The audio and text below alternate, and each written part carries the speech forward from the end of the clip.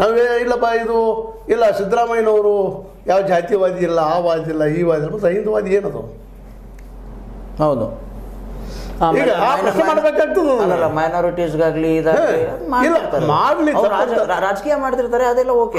ಅದೇ ಸಿದ್ಧಾಂತ ಹೇಳ್ತಾ ಇರೋದು ಅದು ಆಗದೆ. ಸಂವಿಧಾನ ಹೇಳ್ತದ, ಸಂವಿಧಾನ ಎಲ್ಲರಿಗೂ ಪ್ರಾಕ್ಟೀಸ್ ಮಾಡ್ಲಿಕ್ಕೆ ಹೇಳ್ತಾರೆ, ಒಂದಂತ ಹೇಳ್ತದೆ, ಅದಷ್ಟು ಪಾಲನೆ ಮಾಡಲ್ಲ ನಾವು.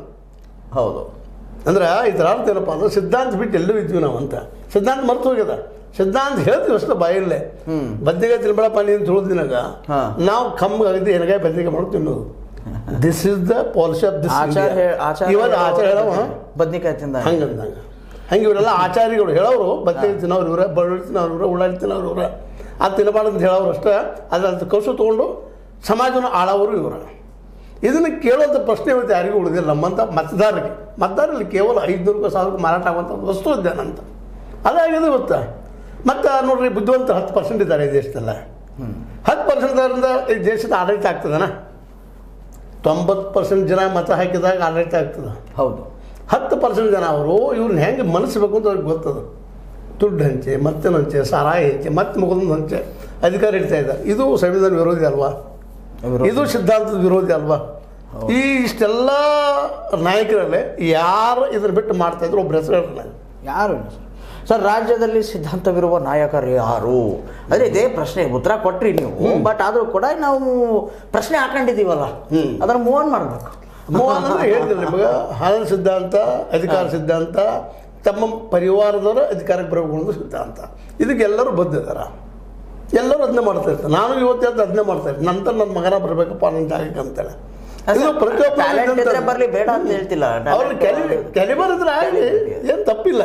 ಆದರೆ ವಾಮ ಮಾರ್ಗಗಳಿಂದ ನಮ್ಮ ಮಕ್ಕಳ ಮುಂತರುವಂಥದ್ದು, ಅವ್ರಲ್ಲಿ ಎಬಿಲಿಟಿ ಇರಲಾರ್ದು ಇದ್ದರೂ ಸಹಿತ, ಅವರು ಯಾವ ವಿಲಾಸ ಜೀವನ ನಡೆಸ್ತಾ ಇದ್ರು ಸಹಿತ, ಹಾದಿ ಬಿಟ್ಟಿದ್ರು ಸಹಿತ ಅವ್ರ ಮಗ ಶ್ರೇಷ್ಠ, ಮಗಳ ಶ್ರೇಷ್ಠ. ಸ್ವತಂತ್ರವಾದ ಮೀಡಿಯಾಗೆ ಬೇಕಾಗಿರುವುದು ಸ್ವತಂತ್ರ ಧ್ವನಿ. ಆ ಸ್ವತಂತ್ರ ಧ್ವನಿ ಉಳಿಸಲು ನೀವು ಮಾಡಬೇಕಾದದ್ದು ಇಷ್ಟೇ. ಅದೇನಪ್ಪಾ ಅಂತಂತಂದ್ರೆ, ನಿಮ್ಮ ಕೈಲಾದಷ್ಟು ಸಹಾಯ ಈ ಚಾನಲ್ಗೆ ಮಾಡಿ ಹಾಗೂ ನಿಮ್ಮ ಧ್ವನಿಯನ್ನು ಕಾಪಾಡಿಕೊಳ್ಳಿ ಅನ್ನುವಂಥ ಸಿದ್ಧಾಂತ.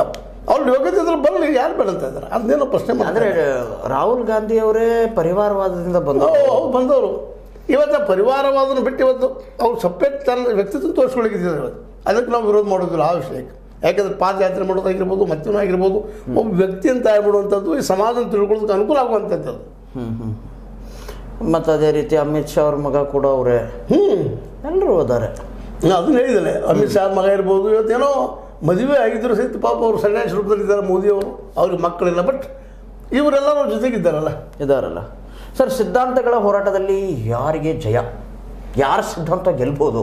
ಇಲ್ಲೇ ಸಿದ್ಧಾಂತ ಎಂದೋ ನೋಡ್ರಿ, ಇವತ್ತು ಗಾಂಧೀಜಿ ಅವರು ಸ್ವತಃ ಈ ಬೆಸ್ಟ್ ವ್ಯವಸ್ಥೆಯಲ್ಲಿ ಎಲೆಕ್ಷನ್ ನಿಂತಪ್ಪನ್ನಕ್ಕೆ ಸೋಲ್ತಾರೆ. ಅವರಷ್ಟು ಸಿದ್ಧಾಂತವಾದಿ ಈ ದೇಶದಲ್ಲಿ ಯಾರೂ ಇಲ್ಲ ನನಗೆ ತಿಳಿದ ಮಟ್ಟಿಗೆ. ವಾಟ್ ಐ ಹ್ಯಾವ್ ನೌನ್, ಅವರು ಸಹ ಸೋಲಿಸ್ತಾರೆ. ಅಂದರೆ ಸಿದ್ಧಾಂತ ತಿಳ್ಕೊಳ್ಳೋದು ಗೆಲ್ಲುವುದಿಲ್ಲ. ಅಂದರೆ ಏನು ಹೇಳ್ಕೊಂಡು ಹೋಗಬೇಕು? ಹಣದ ಸಿದ್ಧಾಂತ ತಿಳ್ಕೊಂಡು ಹೋಗ್ಬೇಕು, ಜಾತಿ ಸಿದ್ಧಾಂತ ತಿಳ್ಕೊಂಡು ಹೋಗಬೇಕು, ಧರ್ಮದ ಸಿದ್ಧಾಂತ ತಿಳ್ಕೊಂಡು ಹೋಗಬೇಕು, ಮುಂದೆ ದುಡ್ಡು ಹಂಚು ಸಿದ್ಧಾಂತ